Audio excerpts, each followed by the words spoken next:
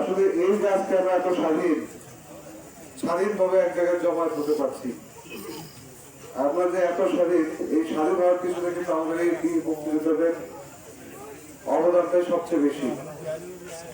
তারা যদি সেই সময় তাদের জীবনের মায়া ত্যাগ না করে সংগ্রামে ঝাঁপিয়ে না পড়তো, আজকে কিন্তু আমরা এত স্বাধীনতা উপভোগ করতে পারতাম না।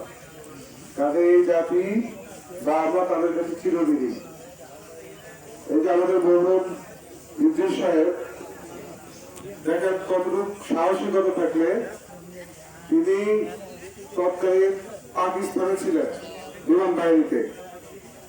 যখন দেশে দেখলেন যে এখন দেশের জন্য তাকে দেশের কাজে নিয়োজিত হওয়া দরকার, তিনি চিন্তা করে সেই শুধু পাকিস্তান থেকে আরো কয়েকজন সহযোদ্ধাকে নিয়ে তিনি দেশের উদ্দেশ্যে রওনা দেন। অনেক সাহসিকতার ব্যাপার কিন্তু এটা।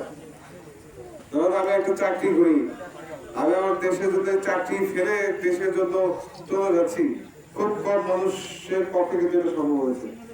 কিন্তু আমাদের কিন্তু এই বীর মুক্তিযোদ্ধা এই কাজটি করেছেন। তিনি তার কয়েকজন সহযোদ্ধাকে সাথে নিয়ে পাকিস্তান থেকে চাকরির তোয়াক্কা না করে ওদের দেশের ওই সংকটকালীন অবস্থায় দেশের মানুষের পাশে দাঁড়ানোর জন্য রওনা দিয়েছেন।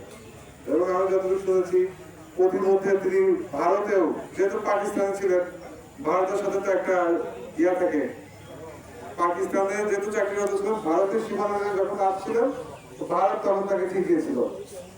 কারণ ভারত মনে করে যে পাকিস্তানে যারা চাকরি করে তারা আমাদের শত্রু, 22 পায়। তো সেখানে তিনি জেলও কেটেছিলেন। তারপর যারা ওদের মুক্তি পেয়ে আবার বাংলাদেশে আসেন এবং সরাসরি যুদ্ধে অংশগ্রহণ করেন। তাদের এই ত্যাগ তিতিক্ষার ফসল হচ্ছে আজকে আমাদের স্বাধীনতা। তো আমরা এই জাতির বীর সন্তানদের সবসময় গভীর শ্রদ্ধার সাথে স্মরণ করবো।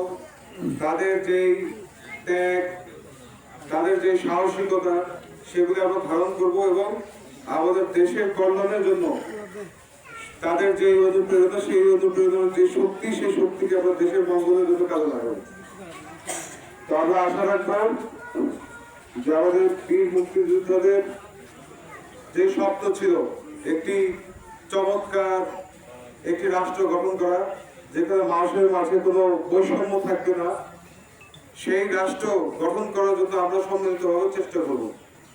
এবং একদিন পুরো বিশ্বে বাংলাদেশ যেন মাথা উঁচু করে দাঁড়াতে পারে, বা বাংলাদেশ তার স্বকীয়তা নিয়ে বিশ্বের দরবারে যেন মাথা উঁচু করে দাঁড়াতে পারে, সেইভাবে আমরা সেই লক্ষ্যে আমরা একতাবদ্ধ হয়ে কাজ করব।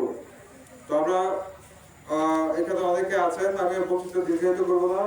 আমরা মরহুমের আত্মার মাগফিরাত কামনা করি এবং তার শোকার্ত পরিবারের প্রতি সমবেদনা জ্ঞাপন করি, এবং মহান আল্লাহ তাআলা যেন তার জীবনের সমস্ত গুনাহগাটা মাফ করে দেন এবং তাকে যেন বেহেশতের সর্বোচ্চ মুকাম দান করেন। সবাই এখানে অংশগ্রহণ করেছেন, যারা অংশগ্রহণ করেছেন উপজেলা প্রশাসনের পক্ষ থেকে তাদের প্রতি কৃতজ্ঞতা জ্ঞাপন করে আমি আমার বক্তব্য শেষ করছি। ধন্যবাদ।